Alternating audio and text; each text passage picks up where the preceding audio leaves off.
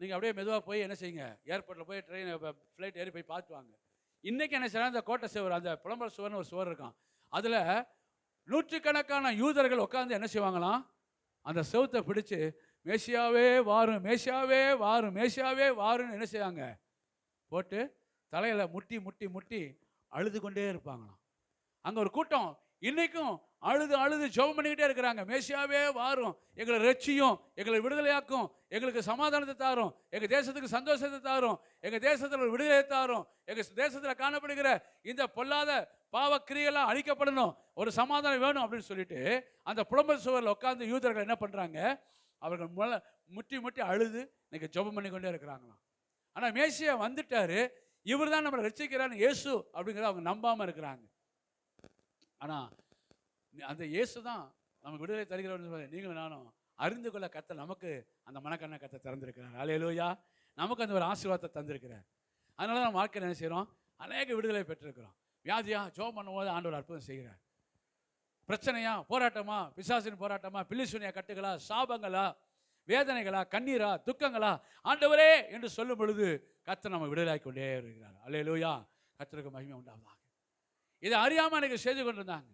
இன்னும் பார்த்தீங்கன்னா அன்றைக்கி அந்த பண்டிகையில், அந்த முக்கியமான பண்டிகைக்கு பார்த்தீங்கன்னு சொன்னால் ஒரு கட்டளை என்னென்னா, அந்த இஸ்ரவேலில் இருக்கிற தேசத்தில் இருக்கிற யூதர்கள் எருசலேம் தான் தேவனுடைய ஆலயம். அப்போது எருசலேமுக்கு என்ன செஞ்சிடணும், உலகத்தில் எங்கே இருந்தாலும் அந்த யூதர்கள் எல்லாம் ஒன்று சேர்ந்து வரணும். அந்த அன்னைக்கு இருந்த அந்த பாரம்பரியம், அந்த பழக்க வழக்கத்தை இன்றைக்கி நம்ம ஊர்லலாம் இருக்குது தெரியுமா. அதான் வருஷத்தில் ஒரு நாள் என்ன செய்வாங்க, ஒரு பண்டிகை விடுவாங்க, ஊர் பண்டிகை. அப்போ பாருங்கள், ஊரில் இருக்கவங்க எல்லாம் என்ன செஞ்சிடணும், வெளியூரில் வேலை பார்க்குறவங்களாம் அன்றைக்கி லீவ் போட்டு 2 நாளைக்கு என்ன செய்ய பண்டிகைக்கு வந்துடுவாங்க. அப்படி தானே இன்றைக்கி நம்ம ஊர்களில் விழா, திருவிழா, அதுக்கு தான் பேர் திருவிழான்னு சொன்னாடி. அது பங்குனி திருவிழா, வைகாசி திருவிழா, ஏதோ பேரை வச்சு. அப்போ பார்த்தீங்கன்னா சொந்த பந்தமெல்லாம், ஊரில் உறவு முறைகள்லாம், ஊரில் அங்கங்கே இருக்கிறவங்க எல்லோரும் என்ன செஞ்சுருவாங்க, அன்றைக்கி லீவ் போட்டு வந்து எல்லாம் அந்த 2 நாள் 3 நாள் உற்சாகமாக விழாவை கொண்டாடிட்டு போவாங்க. அன்றைக்கி இது 3000 ஆண்டுகள் முன்பதாகவே இஸ்ரவேலில் நடந்த சம்பவம். என்னைக்கு எகிப்திலேருந்து அவங்க விடுதலை போனாங்களோ அதுக்கப்புறம் கொண்டாடப்பட்டது தான் அந்த பஸ்கா பண்டிகை. அன்றையிலேருந்து இன்றைக்கு என்ன செய்யுது, அப்படிப்பட்ட திருவிழாக்கள் கொண்டாடி அது வருஷம் தோறும் ஒவ்வொரு முறையும் கொண்டாடுவாங்க. அப்போ ஊரில் இருக்க, உலகத்தில் இருக்கிற எங்கே இருந்தாலும் எல்லாரும் அங்கே என்ன செஞ்சிடணும், எருசலேமுக்கு வந்துடணும். ஆகவே மற்ற நாள் அது எருசலேம்ங்கிறது ஒரு பெரிய பட்டணம் கிடையாது, ஓரளவு ஒரு பட்டணம், மதுரை சூழ்ந்த பட்டணம். ஆண்டவர் அங்கே தான் வாசம் பண்ணுகிறார், பக்கத்தில் ஒளிவு மலையெல்லாம் இருக்குதுன்னு சொல்கிறாங்க. அப்போ அந்த பட்டணத்தில் சுற்றி நிறைய கிராமங்கள்லாம் உண்டு, பெரிய பெரிய கிராமங்களில் ஒரு கிராமம். இன்றைக்கி அந்த எருசலேம் இஸ்ரவேல் தேசங்கிறது அது ஒரு சின்ன தேசம் தான். அந்த தேசத்தில் என்ன செய்யுது, அந்த எருசலேம் ஒரு இடத்துல இருக்குது, கிராமங்கள் இருக்குது. அப்போ ஜனங்கள் என்ன பண்ணுவாங்கன்னா, அங்கங்கேருந்து வந்ததுனால திரளான மக்கள் வர்றாங்க. வரும்போது அங்கே என்ன நடக்குது அப்படின்னா, இந்த எதுக்காக அந்த குருத்தொலை ஞாயிறு கொண்டு வருகிறாங்க அப்படின்னு சொல்லும்போது பார்த்தீங்கன்னா, அவங்களெல்லாம் எல்லாரும் அந்த நேரம் அந்த இயேசு வந்த நாட்களில் ரோம ராஜ்யம் தான் நடந்து கொண்டு இருந்தது. அப்போ ரோமர்கள் ஆட்சி செய்தாங்க. ரோமர்கள் ஆட்சி செய்து அவங்க என்ன பண்ணாங்கன்னா, அந்த ஜனங்களை, யூதர்கள்லாம் ஒடுக்குனாங்க.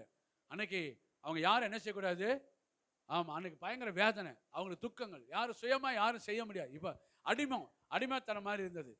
எகிப்தில் அடிமைகளாக இருந்தது போல் இப்போ என்ன செய்கிறாங்கன்னா, ரோம ராஜ்யத்துக்கு அவங்களுக்கு கருத்து சுதந்திரம் கிடையாது, மொழி சுதந்திரம் கிடையாது, பேச்சு சுதந்திரம் கிடையாது, சாப்பாட்டு சுதந்திரம் கிடையாது. எல்லாமே அவர்கள் என்ன சொல்கிறாங்களோ அவங்க சட்டத்திட்டங்களுக்கு தான் உட்பட்டு நடக்கணும். அவர்கள் எப்படி இதை செய்யணும்னா அதை செய்யணும், இதை செய்யக்கூடாதுன்னு அதை செய்யக்கூடாது.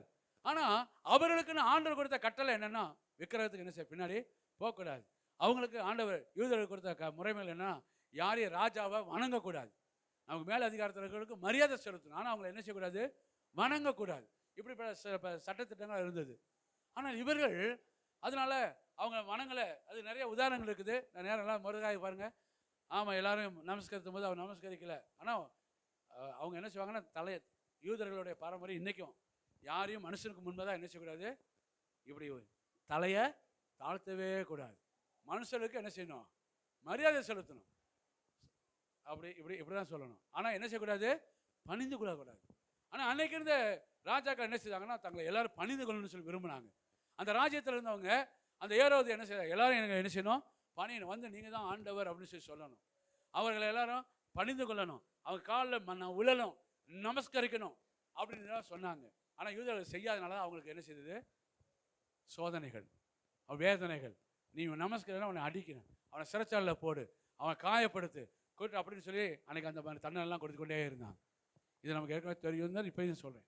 இப்போ கூட சில நம்ம நாட்கள்லேயும் அப்படி தான் நடந்துகிட்டு இருக்குது இல்லை. அப்போ இந்த சுதந்திரம் இல்லாத ஒரு சூழ்நிலை இருந்த பொழுது தான் எல்லாரும் எதிர்பார்த்துட்டு இருந்தாங்க, ஒரு மேசியா, ஒரு ராஜா வரணும், நமக்காக எப்படியாவது ஒரு ராஜா வரணும். யார் ராஜா வரணும்? அப்போ நினச்சாங்க யூதேயாவில் பெத்லகேமில் பிறக்கிறவர் அவர் ராஜாவாக வருவார்னு சொல்லி என்ன செய்தார்? தீர்க்கதரிசி மீகா தீர்க்கதரிசி சொல்லியிருந்தார், ஏசாயா தீர்க்கதரிசி சொல்லியிருந்தாங்க. அதனால அந்த தீர்க்கதரிசி சொன்னது போல யூதேயாவில் பெத்லகேமில் பிறக்கிற அந்த இயேசு அவர் தான் நமக்கு ராஜாவாக வருவார் என்று சொல்லி அவங்க நம்பி அவரை பார்த்து கொண்டிருந்தாங்க. ஆனால் ராஜானா எங்கே சொன்னோம்? அரண்மனையில் வரணும். இவர் சாதாரண மாட்டுத்தொழுவத்தில் பிறந்தார். அதனால தான் யூதர்கள் நம்புறதில்லை. சரியா? இப்போ இன்றைக்கி பிரசங்கத்தை கேட்டால் ஒரு மாதிரி என்ன செய்யுது, வரலாறு போயிட்டுருக்கு. வரலாறுனாவே நமக்கு என்ன தகராறு தான், என்ன வேறு வழியும் இல்லை. இதை தெரியாமல் சும்மா உட்காந்துட்டு என்ன செய்கிறோம், அவங்களாம் செய்கிறாங்க நம்ம செய்யலை, அவங்களாம் செய்கிறாங்க நம்ம செய்யலான்னு சொல்லிட்டு இருக்கிறது. அதுக்கு தான் தெரிஞ்சுக்கணும். அப்போ பின்னணியை வந்தால் தான் நமக்கு கொஞ்சம் என்ன செய்யும், பிரயோஜனமாக இருக்கும். அப்போ பார்த்தீங்கன்னா இவங்க எல்லாரும் என்ன பண்ணாங்க, அதனால தான் யூதர்கள் நம்பாமல் இருந்தாங்க. ராஜானா அரண்மனையில் தான் பிறக்கணும், ராஜானா அவர் என்ன செய்யணும், குதிரையில் வரணும், ராஜானா சண்டை போடணும், அடித்து எல்லாத்தையும் என்ன செய்யணும், யுத்தம் பண்ணி நாடுகள்லாம் பிடிச்சு சமாதானம் கொண்டு வரணும், தான் கட்டுப்பாடில் கொண்டு, அதுதான் அவங்க நினச்சாங்க. ஆனால் அவங்க நினச்சது மாதிரி இயேசு செய்யலை. அதுக்காக இயேசு என்ன செய்யலை, அப்படி செய்யலை. ஆனால் ராஜா வந்தார், ஆனால் என்ன செய்யலை, அவங்க நினச்ச மாதிரி நடக்கலை. அதனால் அவர் ராஜா இல்லைன்னு சொல்லி நினச்சிட்டாங்க. அதனால் இன்றைக்கி நம்பாமல் இருக்கிறாங்க. ஆனால் இயேசு வந்தது அதுக்காக தான், ஜனங்களை மீட்கும்படியாக. அப்போ அவனுக்கு வந்தோடனே இப்போ என்ன நினச்சாங்கன்னா, அந்த இயேசு அவர் வந்தார். அந்த எருசலேம்லேருந்து எல்லோரும் வராங்க. இந்த சம்பவம் நடக்கிறதுக்கு அன்றைக்கி எல்லாரும் ஓசனான்னு கூப்பிட்றதுக்கு காரணம் என்ன அப்படின்னா, பார்த்தீங்கன்னு சொன்னால் அந்த பண்டிகை வருவதுக்கு கொஞ்சம் நாளைக்கு முன்னாடி தான் இயேசு ஒரு அற்புதத்தை செய்திருந்தார். பல அற்புதங்கள் செய்தார். அன்றைக்கு முன்னாடி ஒரு பெரிய பெத்தில் அங்கே ஒரு அற்புதம் செய்தார். என்ன அற்புதம் தெரியுமா? பெத்தானியாவில் ஒரு அற்புதம். என்ன அற்புதம்? மரித்த லாசருவை உயிரோடு கூட எழுப்பினார். 4 நாளைக்கு அப்புறம் உயிரோடு எழுப்பினார். அதனால இப்போ ஜனங்கள் எல்லாரும் வரவங்களாம் ஊர்லேருந்து வரவங்களாம் சொல்கிறாங்க. இப்போ நம்ம ஊரில் ஏதாவது சம்பவம் நடந்தால் சில ஊர்லேருந்து வந்தோன்னு முதல்ல ஒப்பிப்பாங்க. பார்த்துருக்கீங்களா? நீங்களே எங்கேயாவது ஊருக்கு போனீங்கன்னா போனே என்னென்ன நடந்துச்சுன்னு சொல்லுவாங்க. ஐயா போன மாதம் இங்கே சண்டை, போன மாதம் அது அந்த அங்கே நடந்துச்சு, இந்த அது நடந்துச்சு சொல்லுவாங்க. பார்த்தீங்களா? அதுபோல் இவங்க யூதர்கள் அங்கங்கே புறப்பட்டு வர்றாங்க. வந்து இன்றைக்கி இருக்கிற மாதிரி செல்ஃபோன் வசதி இல்லை. அதனால் நேரடியாக வந்தோன்னு சொல்கிறாங்க, உனக்கு ஒன்று தெரியுமா, நமக்கு விடுதலை ஆக்கிறதுக்கு ஒரு ராஜா வந்துட்டார். ஏன் தெரியுமா? அற்புதங்களை செய்தார். ஒரு மரித்து போன அந்த லாசருவை உயிரோடு, அந்த உயிரோடு இன்றைக்கி அந்த லாசரு என்ன செய்கிறாரு, இருக்கிறாரு. 4 நாள் ஆச்சு. எல்லாரும் நாரி போகணும்னு சொன்னாங்க. ஆனால் அந்த இயேசு வந்து என்ன பண்ணிட்டாருன்னா, சுகமான். யாருப்பா? அந்த இயேசுப்பா. இயேசு எங்கே? இந்த இருக்கிறார். வர்றார். எங்கே இருக்கார்? பெத்தானியாவில் தான் இருக்கிறார். அவர் எருசலேமுக்கு என்ன செய்ய போகிறாரு, வரப்போகிறார். உடனே என்ன பார்த்தீங்கன்னா எல்லாரும் இப்போ எதை பார்க்க போகிறாங்கன்னா, இயேசுவை பார்க்க போகிறாங்க. கூட்டமாக வராங்க. வரவங்களாம் ஊருக்காரங்களாம் உறவுக்காரங்களாம் வந்தவங்களாம் என்ன செய்வாங்க சொல்ல, இந்த நேரத்தில் ஒவ்வொருத்தரும் ஒரு அற்புதம் நடந்தாலும் சொல்லிப்பாங்க. அது மட்டுமா ஒரு ஆள் சொல்லிப்பார், பத்துமேயோ அவன் குருடனாக இருந்தான் பாரு ஐரிகாவில், அவனுக்கு பார்வை கொடுத்துட்டாரு. அது மாதிரி அவனை முடவனை நடக்க வச்சுட்டாரு, பார்வை கொடுத்துட்டாரு, குஷ்டரோகியை சுகமாக்கிட்டாரு, அதை செஞ்சார், இதை செஞ்சார். ஒரு 12 வயசு சிறுமியை உயிரோடு எழுப்பிட்டாரு. 37 வருஷமா வியாதி இருந்த மனுஷனை சுகமாக்கி இருக்கிறாரு.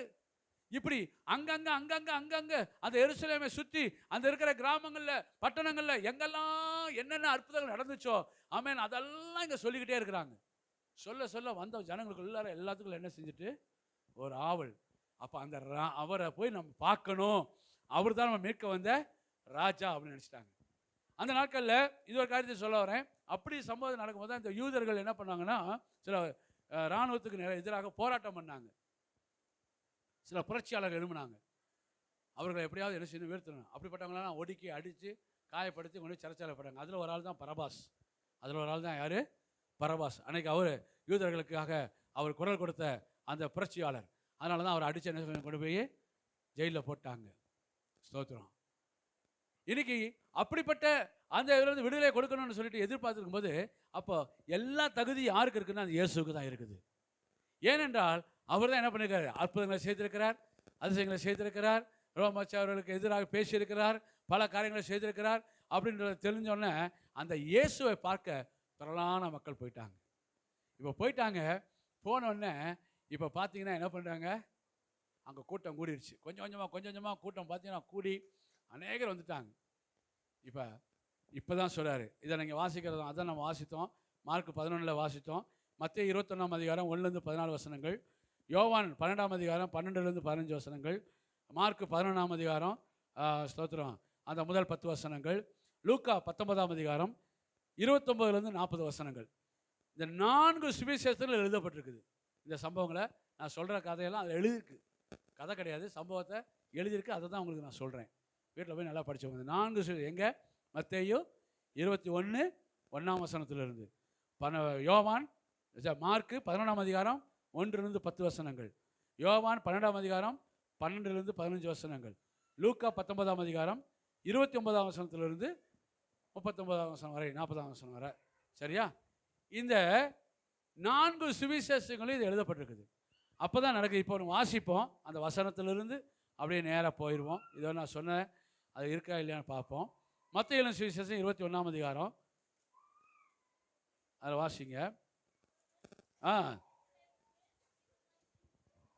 அவர்கள் எருசலேமுக்கு சமீபமாய் சேர்ந்து ஒலிவ மலைக்கு அருகான பெத்பகேயுவுக்கு வந்தபோது, போதும், பெத்பகேயுவுக்கு வந்தாங்க. மார்க் சுவிசேஷம் அதில் நீங்கள் 1 வசனத்தை வாசிங்க.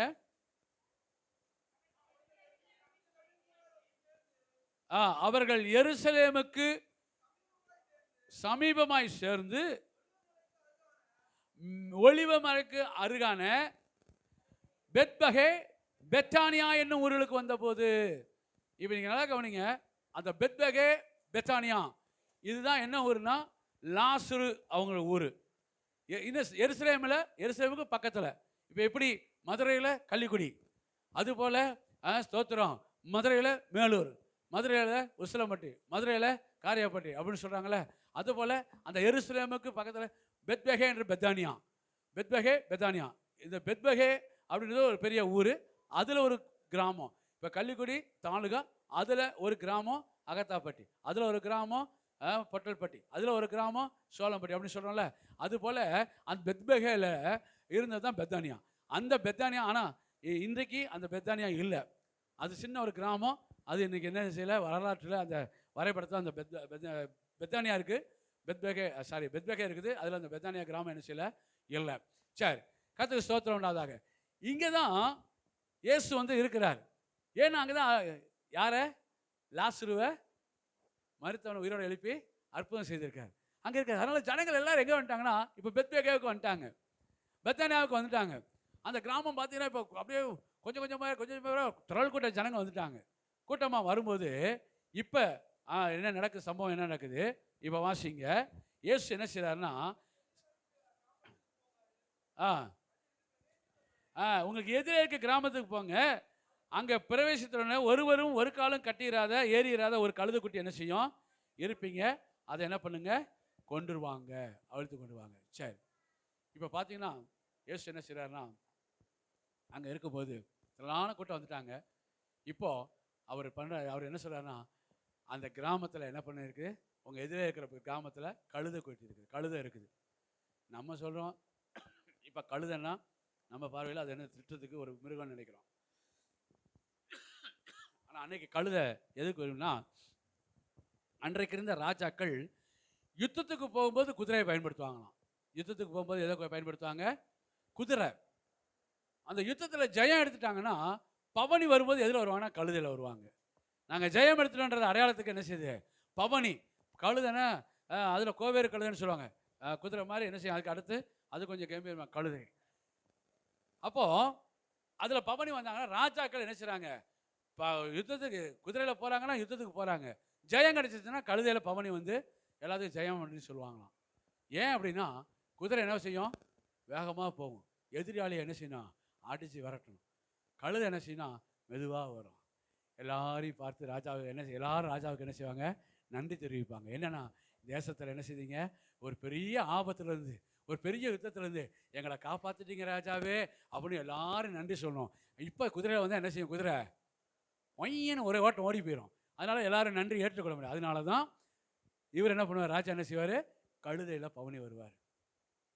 இதே போல் இன்றைக்கு பார்த்தீங்கன்னா இயேசு என்ன செய்கிறார்? ராஜா இப்போ அவங்க யுத்தத்தை ஆண்டவர் பல போராட்டத்திலிருந்து யுத்தத்தை ஜெயித்து அவர் இப்போ என்ன செய்கிறார்? கழுதையில் பவனி வரும்போது மக்கள் நினச்சாங்க இவர் தான் அந்த ராஜா, நம்மளை விடுதலையாக்கும்படியாக வருகிற ராஜா, நமக்கு அற்புதம் செய்ய முடியாது வருகிற ராஜா, நம்மளை ஆதரிக்க முடியாது வருகிற ராஜா, நம்ம கட்டுக்களை உடைக்கிற ராஜா இயேசு அப்படின்னு நினச்சிட்டு அதுக்கு பின்னாடி எல்லாரும் என்ன செய்தாங்கன்னா, இப்போ அவர் கழுதையில் பவனி வரும்போது கழுதையில் பெத்தானியாவில் இருந்து இப்போ என்ன செய்கிறாரு? பெத்பகேல இருந்து இப்போ எங்கே வரணும்? எருசலேமுக்கு வரணும், அந்த நகரத்துக்கு வரணும், தேவனுடைய ஆலயத்துக்கு வரணும். அப்போ அவர் புறப்படும் பொழுது அங்கே இருக்கிற ஜனங்கள் எல்லாரும் என்ன செய்தாங்கன்னா, இவர் தான் மேசியா, இவர் தான் ரட்சகர், இவர் தான் ராஜா, நம்ம மீட்க வந்தவர்னு சொல்லிட்டு எல்லாரும் தங்களை வஸ்திரங்களை என்ன செய்தாங்க? விரித்தார்கள் என்று வேதத்தில் பார்க்குறோம். அல்லேலூயா. தங்களை வஸ்திரங்களை விரித்தார்கள். அது மாத்திரமல்ல, இப்போ தான் அவங்க அந்த ஓசனான்னு சொல்லிட்டு என்ன செய்தாங்க? கிளைகளையும் மரக்கிளைகளையும் இதெல்லாம் என்ன செய்யுது? அன்னைக்கு அந்த நாட்களில் அங்கே நிறைய பேரிச்சம்பழ மரங்களும் பனை மரங்களும் இருக்கும். அதனால தான் அதிலிருந்து என்ன செய்தாங்க? கிளைகளை வெட்டி இப்படி கொண்டு வந்து ஓசனா ஓசனான்னு சொல்லி குருத்தொலைகளை கொண்டு வந்து எல்லாரும் வீதியில் பரப்புகிறாங்க. பரப்பி இப்போ அந்த பவனி என்ன செய்கிறாருன்னா இயேசு வர்றாரு. அதற்காக தான் அன்றைக்கு என்ன செய்யுது? கொண்டாடப்பட்டது. இப்போ இயேசு என்ன செய்கிறாரு? வர்றாரு, கிளைகளெல்லாம் பரப்பி போடுறாங்க, தங்கள் வஸ்திரங்கள்லாம் விரிக்கிறாங்க, அதில் கழுதை ஏறி நடக்குது. அப்படி வரும்போது எல்லாரும் ஆர்ப்பரிக்கிறாங்க. அவங்களுக்கு தெரியும் இயேசு யார்? அவர் தான் மகிமையின் ராஜா. அல்லேலூயா. யார் இந்த ராஜா? என்னை மீட்க வருகிறவர், என்னை மீட்டெடுக்கிறவர், என் குடும்பத்தினரை விடுதலை தருகிறவர், சமாதானம் தருகிறவர் என்பதை அறிந்தபடினால தான் எல்லாரும் என்ன செய்தாங்கன்னா ஆர்ப்பரித்தார்கள். அந்த வசனம் சொல்லப்பட்டிருக்கு பாருங்க. முன் நடப்பாரும் பின் நடப்பாரும் ஓசனா கர்த்தரின் நாமத்தினால வருகிறவர் ஸ்தோத்தரிக்கப்பட்டவர். அல்லேலூயா.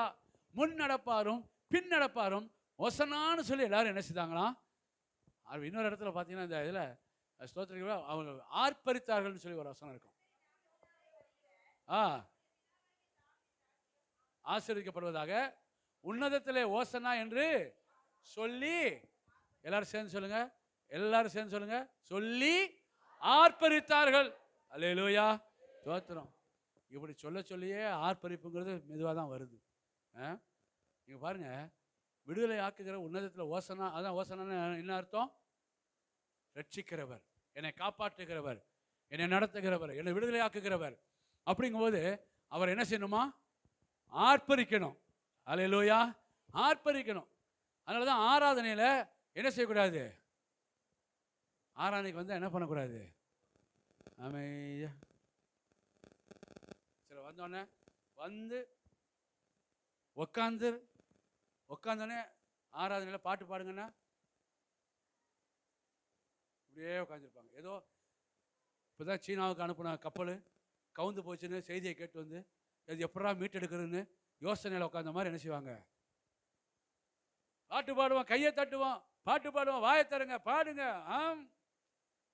என்ன வேணாலும் சொல்லுங்கள், நான் என்ன செய்ய மாட்டேன். அப்படியே உட்காந்து சிலர் பார்த்தீங்கன்னா இன்னும் சிலர் இருக்கிறாங்க, அப்படியே என்ன பண்ணுவாங்க?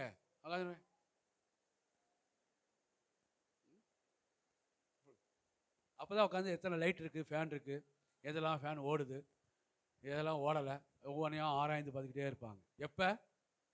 ஆர்ப்பரிக்கிற நேரத்தில் ஆராய்ந்துட்டு இருக்கக்கூடாது. அல்லேலூயா. தேவன் உங்களை விடுதலை ஆக்கணும். அதனால தான் நிறைய விடுதலை பெற்றுக்கொள்ள முடியல. இன்னும் ஏன் இப்போ நீங்கள் புரிஞ்சுக்கங்க, ஏன் வீட்டில் என்ன விடுதலை வரலன்னா அதுதான் பிரச்சனை. அதுதான் பிரச்சனை. இன்னும் ஒரு கட்டில் வந்து என்ன செய்யலை? ஏன்னா ஓசனை விடுதலை ஆக்குகிறவர் நமக்கு இருக்கிறாரு. நீங்கள் ஆர்ப்பரிங்க, எவர் என்ன சொன்னால் சொல்லிட்டு போனோம் பக்கத்து. அது பார்த்தீங்கன்னா அடுத்த வசனங்களை சொல்லியிருக்காங்க. இந்த வேத பார பரிசையெல்லாம் பார்த்து ஏசுல போய் சொல்லுவாங்க, அவங்கெல்லாம் அமைதியாக இருக்க சொல்லு, எல்லாம் கத்திட்டு கிடக்கிறாங்க, அமைதியாக இருக்க சொல்லு சொல்லுவாங்க பக்கத்தில் இருக்கிறவங்க. நம்ம அதை பற்றி கவலைப்படக்கூடாது. அவர் சொன்னார், ஏய் இவங்க அமைதியாக இருந்தால் கல்லுகள் என்ன செய்யும்? இந்த சத்தத்தையே ஒன்றால் கேட்க முடியலன்னா பக்கத்தில் இருந்து கழுதைய காக்காக குருவி எல்லாம் என்ன செய்யும்? கழுதாக எல்லாமே கத்தும் பார்த்துக்க அப்படின்னு சொல்லி கல்லுகளும் கூப்பிடும். இது கொஞ்ச நாளைக்கு அப்படின்னு சொல்லிட்டு சொல்லும்போது அப்போ நம்ம ஆர்ப்பரிக்கணும். ஏன்னா அவர் தான் விடுதலை கொடுக்கிறவர், சமாதானத்தின் தேவன், அவர் தான் சந்தோஷ தேவன். அவர் நம்ம ஒரு நாள் என்ன செய்யணும்? அமைதியாக, நம்ம மறித்தவர்கள் அல்ல, நம்ம மௌனத்தில் இறங்கினவர்களும் அல்ல. நம்ம ஆண்டவர் என்ன செய்யணும்? வந்தாச்சுன்னா நீங்கள் கடவுளோட சமூகத்தில் வந்துட்டீங்க. நீங்கள் யார் பார்க்குறாங்க பார்க்கல, அதை பற்றி கவலையே படாதீங்க. நல்ல ஸ்தோத்திரம் ஸ்தோத்திரம். நான் நேற்று ஒரு சபைக்கு செய்தி கூப்பிட்டுருந்தாங்க, அப்போ போயிருந்தேன். முந்தா நாள் வெள்ளிக்கிழமை அன்னைக்கு. அப்போ போனீங்கன்னா அலெக்ஸன் கூட கூப்பிட்டு போயிருந்தேன். அங்கே பார்த்தீங்கன்னா 6ஆவது நேரத்தில் ஒரு ஐயா நேர் முழங்கால் நின்று, நான் 20 வருஷ அனுபவத்தில் நான் அப்படிலாம் பார்த்ததே இல்லை நம்ம சர்ச்சில். வெளியில் அங்கங்கே பார்த்துருக்கிறேன், நம்ம சர்ச்சில். நான் சொல்கிறேன், அந்த சர்ச்சில் பார்த்தீங்கன்னா நேர்மலை பாஸ்டர் பாட்டு பாடி நடத்திட்டு இருக்காரு. இவர் அல்லேலூயா ஸ்தோத்திரம் ஆவியானவரே இறங்கும், அவர் சொல்கிற வார்த்தையெல்லாம் ஆமென் அப்படியே ஆகட்டும் ஆகட்டும்னு சொல்லி என்ன செய்கிறாரு, நேர்மலை நிற்கிறாரு. அவர் பார்த்தீங்கன்னா ஒரு அரசு அலுவலகத்தில் பணிபுரிந்து ஓய்வு பெற்றவர். ஓய்வு பெற்றவரானே இப்போ வயசு என்ன ஆயிடுச்சு, 60 வந்துருச்சு, அப்படி தானே? 52 வயசில் ஓய்வு கொடுத்துருவாங்க, அப்படி தானே? அப்போது ஓய்வு பெற்றவர் இப்போ 60 வயசு. என்ன சொல்லலாம் அவர்? ஐயா எனக்கு சுகர் இருக்குய்யா, ப்ரெஷர் இருக்கு, அதனால் எழுந்து நிற்க முடியலையா, அதனால் என்னால் வாய் பேச முடியலையா அப்படின்னு உட்காரலாம். ஏதாவது சொல்லுவாங்களா? ஆனால் அந்த இடத்துல 60 வயசு, அவர் எத்தனைக்கும் அரசு அதிகாரத்தில் இருந்து அரசு அலுவலகத்தில் வேலை பார்த்து ஓய்வு பெற்றவர், நேர் முழங்கால் நின்று 2 கையை தட்டுறாரு, கூப்பிடுறாரு, கையை உயர்த்துறாரு, அல்லேலூயா. அவர் சத்தம் தானே அப்படி கேட்குது. அதை பார்த்தோன்னே நீங்கள் வெளியில இருந்து கவனிச்சோம், ஏதோ அங்கே ஒரு பெரிய 100கணக்கான பேர் உட்காந்து ஆராதிக்கிற மாதிரி தெரியுது. ஆனால் உள்ளே பார்த்தீங்கன்னா ஒரு சின்ன கூட்டம் தான். மற்றவர் கூட இருந்தார், அவரு என்ன செய்யறாருன்னா, அவரு அதே போல, அவர் ஒரு அரசு அதிகாரி தான், அரசு அலுவலகத்தில் வேலை பார்த்தவர் தான். அவரு ரிட்டையர் ஆகிட்டாரு. அவருக்கு சரீர பிரகாரமாக இப்போ சமீபத்தில் ஹார்ட் சர்ஜரி, அவர் ஹார்ட்டுக்கு சர்ஜரி எல்லாம் பண்ணி டாக்டரே சொல்லியிருக்காங்க நீ பிரயாணம் பண்ணக்கூடாது, பேசக்கூடாதுன்னு. ஆனால் அவர் உட்காந்து என்ன செய்கிறாரு, அல்லேலூயா ஸ்தோத்திரம் ஸ்தோத்திரம்னு சொல்லிட்டு அவரும் ஆர்ப்பரித்து எனக்கு, அதாவது பெண்கள் ஒரு பக்கம் ஆராதிக்கிறாங்க, அது வேற. நான் சொல்கிறேன் சகோதரர்கள் சகோதரர்கள். அப்போ நினச்சேன், அவர் யாரை குறித்தும் கவலைப்படலை, எதை குறித்தும் கவலைப்பட. அவங்க மனைவி பிள்ளைகள் எல்லாம் வந்திருக்கிறாங்க, குடும்பமாக தான் வந்திருக்காங்க, தனியாலாம் அவர் வரலை, 2 பேருமே குடும்பமாக தான் வந்திருக்காங்க. அந்த சகோதரிமார்கள் எல்லாரும் என்ன செய்கிறாங்கன்னா நல்லா வாய்கிறது. நான் நினச்சேன், ஓ நம்ம இப்போ வளர்ந்து வர சபைகள் இப்போ எல்லா இடங்களையும் அமைதியாக இருக்கணும் மாட்டுக்கு, அதனால நம்மளும் என்ன செய்வோம், சத்தத்தை குறைப்பான்னு நினச்சேன். இல்லை, இன்னைக்கு பல இடங்களில் பல ஆர்ப்பரிப்போடு என்ன செய்கிறாங்க, அந்த ஜபம்னு சொல்லும்போது, ஆராதனைன்னு சொல்லும்போது அப்படி ஒரு ஆராதனை அப்படி ஒரு அப்போ தான் நான் அதை பார்த்துக்கிட்டே இருந்தேன். எவ்வளோ தூரம் ஆண்டவர் மேலே அன்பு வச்சு, யார் பார்க்குறா, எவர் பார்க்குறாங்க, என்ன நினைப்பாங்க, ஏது நினைப்பாங்க, எதை குறித்து கவலைப்படாமல் என் ஆண்டவர் இரட்சகர், அவர் தான் உயர்ந்தவர், அவர் தான் என்னை படைத்தவர், வானத்தை பூமியை சிருஷ்டித்தவர் சொல்லி உன்னதத்தில் இருக்க தேவனுக்கு ஓசனான்னு சொல்லி என்ன செய்தாங்க, ஆர்ப்பரித்தார்கள். இன்னைக்கு தேவனுடைய பிள்ளைகள் நம்ம எத்தனையோ முறை இந்த வசனங்கள் கேட்குறோம், ஆனால் நம்ம ஆர்ப்பரிக்கிறோமானா அநேக நேரம் அமைதியாக இருக்கும். காரணம் என்ன தெரியுமா, பக்கத்தில் இருக்கவங்கள தான் நம்ம யோசிக்கிறோம். நீங்கள் நினைக்கிறீங்க உங்கள் பக்கத்தில் இருக்க, நீங்கள் நினைக்கிறீங்க பக்கத்தில் இருக்க எது நினைப்பாங்களோ, ஒருவேளை நான் சத்தம் போட்டு நினைச்சா, ஓ இது ரகு வந்து தப்பாக நினச்சிக்குவானோ. ஆனால் என்னை ரட்சிக்கிறது யாரு, எனக்கு விடுதலை கொடுக்கறது யாரு, எனக்கு சுகம் கொடுக்கறது யாரு, ரகுவா இல்லை இல்லை துரையா, என் பக்கத்தில் வலது பக்கம் அவர் இருக்கார், இடது பக்கம் இருக்கிறாரு, முன்னாடி இருக்காருன்னா அப்படி அவங்களாம் என்ன ரசிக்க இல்லை. என்னை ரசிக்கிறது யாரு, எனக்கு சமாதானத்தை கொடுக்கறது யாரு, எனக்கு சந்தோஷத்தை கொடுக்கறது யாரு, யாரு, சர்வ வல்லமையுள்ள தேவன். அவர் உயரம் உன்னதமான சிங்காசனம் இருக்கு. அதனால தான் என்ன செய்யணும்னா, ஆண்டவரை நோக்கி நல்லா என்ன செய்யணும், கலர் உயர்த்தி கர்த்தரை துதிக்கணும். பாட்டு பாடும்போது சத்தமாக பாட்டு பாடணும், துதிக்கும் போது நல்லா சத்தமாக என்ன செய்யணும், துதிக்கணும். அல்லேலூயா. அமைதியாக இருக்கவே கூடாது. வாயை மூடிட்டு அமைதியாக இருந்தோம்னா தேவனுடைய ஆசீர்வாதத்தை நம்ம கொஞ்ச நேரம் அந்த இருக்கிற நேரத்தில் நல்லா ஆராதிக்கணும். ஜனங்கள் பாருங்க, மேசியாவே எங்களுக்கு விடுதலை தாருன்னு சொல்லி ஆர்ப்பரித்தார்கள் ஆர்ப்பரித்தார்கள். அது மாத்திரமல்ல, அவர் என்ன செய்தாங்கன்னா தங்களை தாழ்த்தி தங்களை வஸ்திரங்களை அப்படின்னு சொல்லும் பொழுது, இன்றைக்கி நீங்கள் நம்ம வீட்டில் நம்ம வச்சு நீங்கள் போட்டிருக்கிற ட்ரெஸ்ஸு துவைச்சி காயப்படும் போது தவறி கொடியிலேருந்து கீழே விழுந்துச்சுன்னா என்ன செய்யணும், அச்சுச்சோ அழுக்குப்பட்டுருச்சே, போச்சு துவைச்சி கஷ்டப்பட்டு துவைச்சது, இது என்ன செய்யும், அழுக்குப்பட்டுச்சு. ஒரு வேளை கண்ணு முன்னாடி பிள்ளைகள் யாரும் போட்டாங்க, வீட்டுக்காரர் போட்டா ஏய் அவ்வளோதான், அவங்க அதோட தொலைஞ்சாங்கன்னா என்ன திட்டிடுவோம். தன்னுடைய வஸ்திரத்தை அந்த தன்னுடைய நாங்கள் போத்திருக்கிற அந்த அந்த அன்னைக்கு அது அவங்களுக்கு அது வந்து என்ன செய்யுது, அந்த அங்கி மேலே ஒரு பெரிய ஷால் போட்டிருப்பாங்க. இன்னைக்கு கூட இந்த கட்சிக்காரங்களை பார்த்தீங்கன்னா என்ன செய்வாங்க, ஒரு பெரிய மீட்டிங்னு சொன்னால் அவங்க என்ன பண்ணுவாங்க, மற்ற நாள் சாதாரணமாக இருப்பாங்க, ஆனால் அந்த கட்சி மீட்டிங் எல்லாம் ஆள் வராங்கன்னா எப்படி இருப்பாங்க, மேலே ஒரு பெரிய துண்டு போட்டுப்பாங்க பார்த்தீங்களா, அவங்கவுங்க கலரை காமிக்கிற மாதிரி துண்டு போட்டுப்பாங்க. அதுபோல் அவங்க அன்றைக்கி என்ன செய்வாங்க, யூதர்கள் அவங்க லாங் வஸ்திரத்தை போட்டிருப்பாங்க. அதில் மேலே என்ன பண்ணி ஒரு பெரிய ஷால் போட்டிருப்பாங்க. அதெல்லாம் எடுத்து ஆண்டவர் அந்த பாதையில் விரித்து போடுறாங்க, தன்னை தாழ்த்துறாங்க. தாழ்த்தி என்ன செய்கிறாங்க, அர்ப்பணிக்கிறாங்க. அந்த ராஜா அதில் என்ன செய்யணும், போகணும். கழுதை மிதிச்சு போகுது, கீழே விழுந்தா அழுக்குப்பட்டுருமேன்னு சொல்லி எடுத்து பத்திரப்படுத்துகிறா. அந்த ட்ரெஸ்ஸு மேலே கழுதையே ஏறி என்ன செய்யுது, நடந்து போகுது. அவங்க அதை தன்னை அர்ப்பணித்து என்ன செய்கிறாங்க, அந்த ராஜாவுக்காக தங்களை முழுமையாக தாழ்த்துகிறார்கள் என்று சொல்லி பார்க்குறோம். இன்றைக்கி நம்முடைய வாழ்க்கையில் அந்த இயேசு தான் நமக்கு ரட்சகர். அதில் எத்தனை பேர் நம்புறீங்க? விடுதலையாக்குகிறவர். எந்த மனுஷன் அவங்களை விடுதலையாக்க முடியாது. நீங்கள் நல்லா கணிஞ்சுக்கொள்ளுங்க.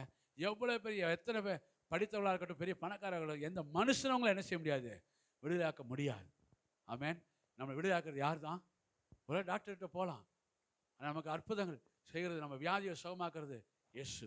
அல்லேலூயா. நம்ம பிரச்சனையை மாற்றுறது இயேசு. நீங்கள் அந்த இயேசுவை நம்பி அவர் பாதத்தில் வந்து அவரை ஆராதிக்கும் பொழுது, அவரை ஆர்ப்பரிக்கும் பொழுது கர்த்தர் நமக்கு என்ன செய்தார், விடுதலை கொடுக்கிறார். அல்லேலூயா. கர்த்தருக்கு ஸ்தோத்திரம். அதனால தான் தேவ பிள்ளைகளை என்ன செய்யணும், நல்லா ஆராதிக்கணும். ஒருவேளை வீட்டிலேயே நீங்கள் நல்லா ஸ்தோத்திரம் பண்ணணும்.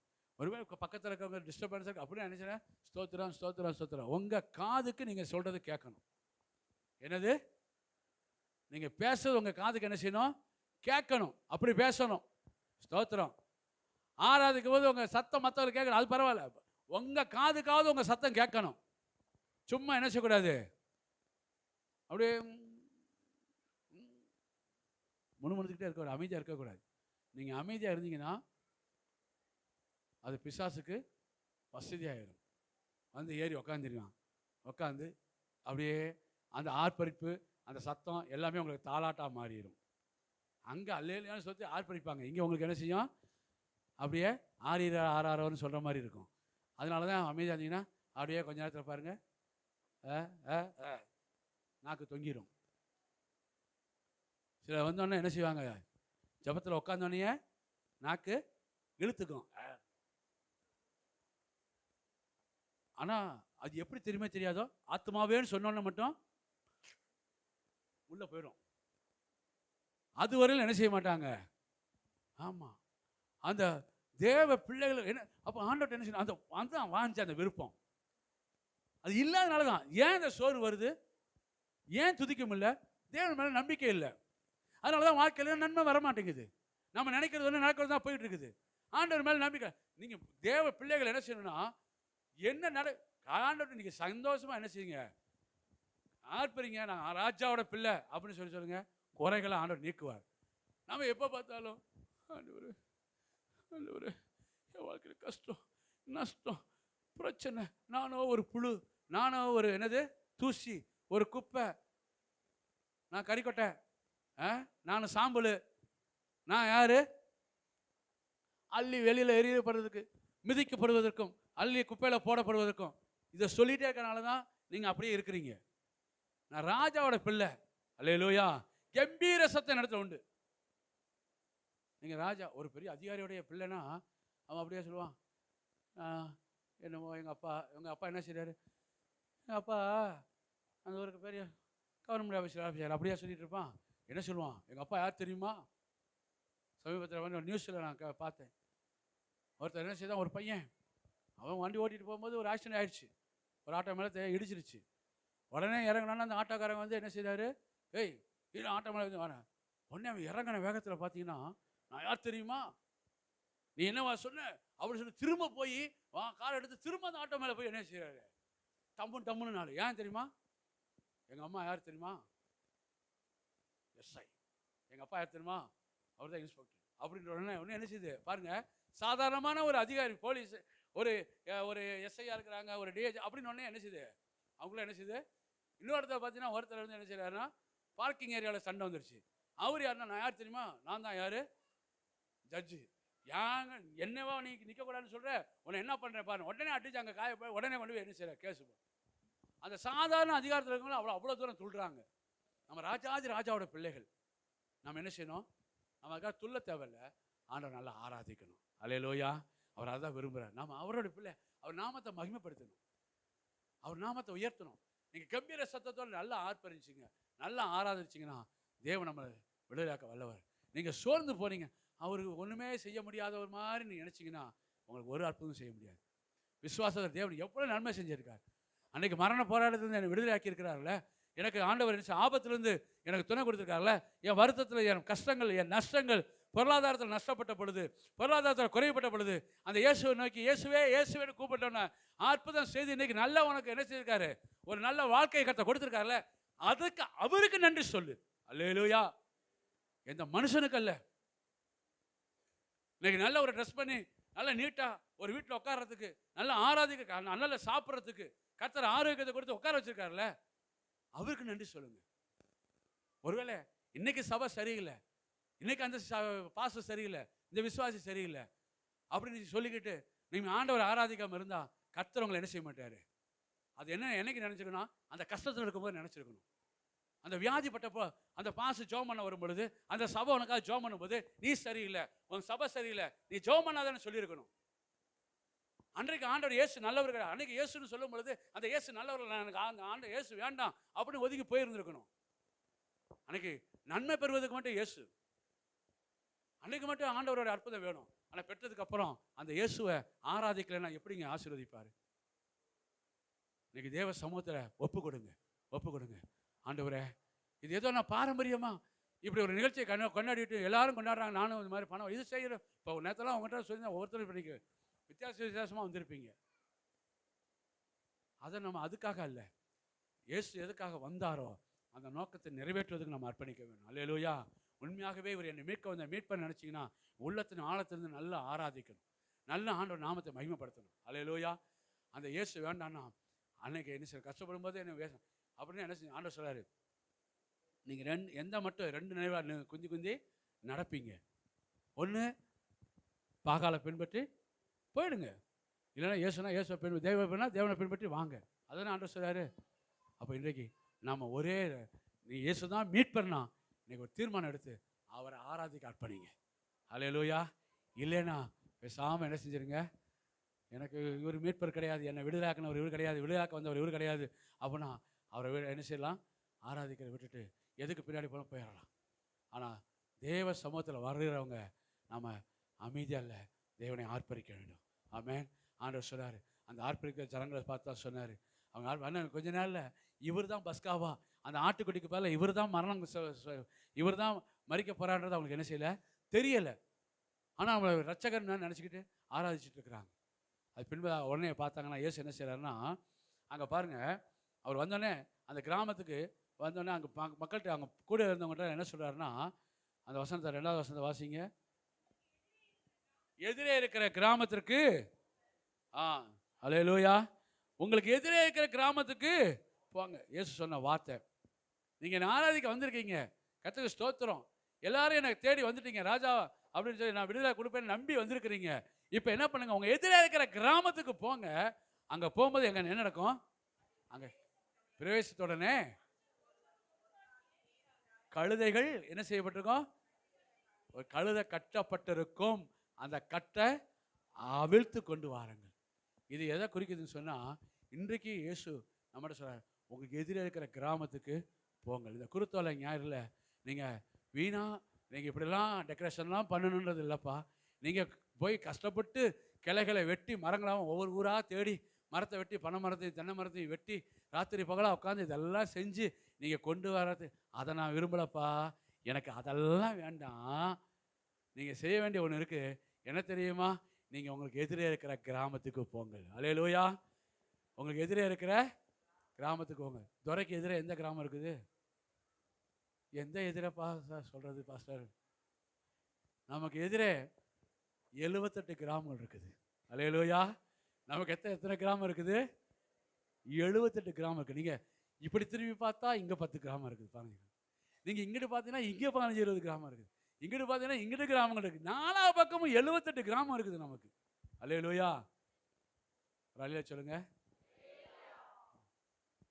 ஆண்டவர் சொல்றாரு, உனக்கு எதிரே இருக்கிற கிராமத்துக்கு போங்க. நீ முதல்ல என்ன செய்யாத, நீ எங்கே எப்படா குருத்தோலை ஞாயிறு எப்போ வரும், பக்ஸ்கா எப்போ வரும், எப்போ ஆட்டுக்குட்டியை பிடிப்பான், எப்போ விருந்து வைப்பான், என்ன செய்வோம், இதையே கொண்டாடுறது நீ மனசில் என்ன செய்யாத, நீ நினைக்காத. நீ முதல்ல உனக்கு எதிராக இருக்கிற கிராமத்துக்கு போ. கிராமத்துக்கு போய் அங்கே இருக்கிற கழுதைய கட்டவிழ்த்து. நீங்கள் ஒன்றே நினைக்கக்கூடாது, அங்கே கழுதையாக இருக்குன்னு நினைக்காதீங்க.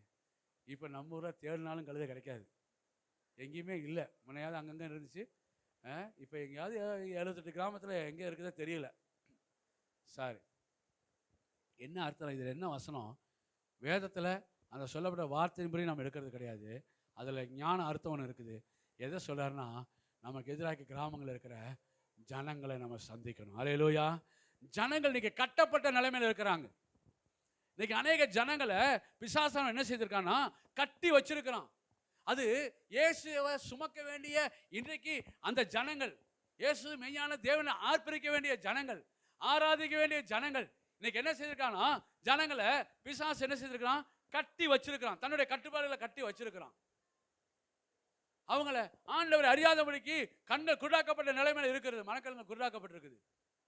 அது இயேசுதான் ரட்சகர் அறிந்து கொள்ள முடியல, அவர் தான் விடுதலையாக்குகிறார் அறிந்து கொள்ள முடியல. அவங்க கட்டப்பட்ட நிலைமையில் இருக்கிறாங்க. அப்படிப்பட்ட ஜனங்களை நம்ம போய் என்ன செய்யணும்? கட்டவிழ்க்கணும். இந்த நாள் எதற்காக இந்த குருத்தலை ஞாயிறுன்னா ஜனங்களை கட்டவிழ்க்கும்படியாக. அல்லேலூயா. இன்னைக்கு பாவத்தினால இன்னைக்கு பாருங்க, ஜனங்கள் பாவத்தில் கட்டப்பட்டு போயிருக்கிறாங்க, சாபங்களினால கட்டப்பட்டு, பில்லி சூரியங்களால கட்டப்பட்டிருக்கிறாங்க, செய்வனங்களினால கட்டப்பட்டிருக்கிறாங்க, மந்திரவாதங்களினால கட்டப்பட்டிருக்கிறாங்க, மாந்திரீக கட்டுகளினால கட்டப்பட்டு வைத்திருக்கிறாங்க. விசுவாசனை கட்டி வச்சிருக்கிறாங்க ஜனங்களை. பார்த்தீங்கன்னா ஒரு ஊரில் நாங்கள் ஒரு ஒரு ஒரு சுவிசேஷத்துக்கு வீட்டுக்கு போயிருந்தப்போ அங்கே பார்த்தீங்கன்னா சொன்னாங்க, சார் அவங்க வந்து ஆண்டு அறியாதாங்க, நாங்கள் இயேசுவை பற்றி சொல்கிறாங்கன்னு சொன்னோன்னே, சார் எங்கள் வீட்டில் வந்து ஜோம் பண்ணுவாங்க சார்.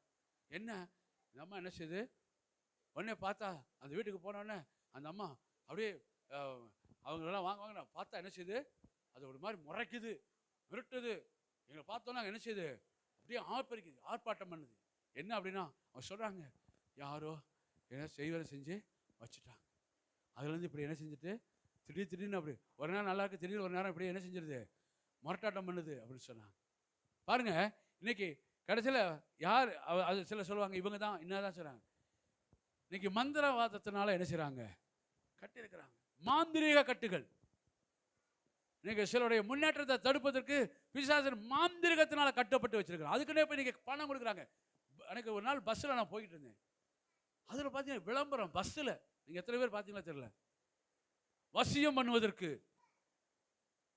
கடனில் விடுதலை பெறுவதற்கு, காதல் கைக்குடி வருவதற்கு, அப்புறம் என்ன செய்யுது? பிரச்சனை, குடும்பத்திலிருந்து சண்டை, பிரிவினை மாறுவதற்கு, பிரிவினை ஆக்குறது, உனக்கு எதிராக வர தொழில் உனக்கு எதிராக வரவங்களை என்ன செய்யணும்? நஷ்டப்படுது, அதுக்கு வசியம் செய்வதற்குன்னு சொல்லி. நான் சொல்றது உண்மையா பொய்யா? பஸ்ஸில் அந்த விளம்பரத்தை பார்த்துருக்கீங்களா? அன்றைக்கி பஸ்ஸில் போகும்போது அந்த விளம்பரம் முன்னாடி டிரைவர் சீட்டுக்கு பின்னாடி உள்ள இதில் போட்டு வச்சுருக்கு. உடனே என்ன செய்யும்? வசியம் செய்து தரப்படும் அப்படின்னு அந்த மந்திரத்துக்கு என்ன செஞ்சான்? மந்திரவாதிக்கு அட்ரஸ் போட்டு எழுதி வச்சிருக்கான். பிசாசு எப்படி கிரியை செய்கிறான் பாருங்க. எதை பார்த்து இன்றைக்கி என்ன பண்ணுறாங்க? நிறைய பேர் போய் ஒரு தொழிலை குடும்பத்திலேயே, அன்றைக்கி ஒரு சொல்கிறார், ஒரு அண்ணன், அண்ணன் வந்து அவர் நல்ல, அவர் தம்பி அவர் தொழில் செய்து கொண்டார், அவர் தம்பியும் ஒரு தொழில் செய்து கொஞ்சம் நல்ல முன்னேற்றம் வந்தோடனே அங்கே வந்து ஒரு ஜோசியரை கூப்பிட்டு கேட்கும்போது என்ன செய்ய, அந்த தொழிலை முடக்கிறதுக்கு அவங்களுக்கு எதிராக என்ன செய்கிறாங்க? பில்லி சுனியம். இதெல்லாம் இன்னைக்கு நடக்குது ஜனங்கள் மத்தியில். இப்படிப்பட்ட மாந்திரிகங்களையும் பில்லி சுனியங்களையும் செய்வனைகளையும் இப்படிப்பட்ட பிசாசின் கட்டுகளையும் உடைப்பதற்கு தான், இதிலிருந்து விடுதலை கொடுப்பதா இயேசு இந்த பூமிக்கு வந்தார். அல்லேலூயா. அவர் தான் ரட்சகராக வந்தார். அல்லேலூயா. அந்த இயேசுவை தான் நம்ம ஆர்ப்பரிக்கிறோம். எதிராக போங்க, கிராமத்துக்கு போங்க, அப்படிப்பட்ட கட்டுகளை இருக்கிறவங்கள இயேசுவின் அன்பை கொடுத்து சொல்லுங்க. அவர் அதான் சொன்னார், எதிராக இருக்க கிராமத்துக்கு போங்க, அப்படிப்பட்ட அதுமாதிரி கட்டி வைக்கப்பட்டிருக்கிற அந்த ஜன கட்டை அவிழ்த்துடணும், கட்டை அவிழ்க்கணும். இன்னைக்கு பிசாசு என்ன செய்யறான்? அதான் மத்திய சுவிசேஷம் 18ஆம் அதிகாரத்தில் 19ஆம் வசனத்தில் வாசிக்கும். மத்திய சுவிசேஷம் 18ஆம் அதிகாரம்.